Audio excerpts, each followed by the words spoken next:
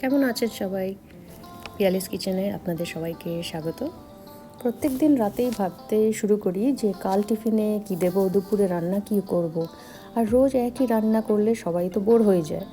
তাই কিছু না কিছু ইনোভেশন রান্নায় আনতেই হয়। আমার এই চ্যানেলে ট্র্যাডিশনাল রান্না তো আছেই, কিন্তু অনেক রান্না এইরকম আছে যেটা আমার নিজের একটু টুইস্ট দেওয়া এই রান্নার রেসিপিগুলোতে। আর রোজ তো বাইরে খাওয়াও সম্ভব নয়, তাই বাড়িতেই কিছু না কিছু নতুনত্ব করতেই হয়। তাহলে চলুন আজকের রেসিপিটা শুরু করি, আপনারা সাথে থাকুন।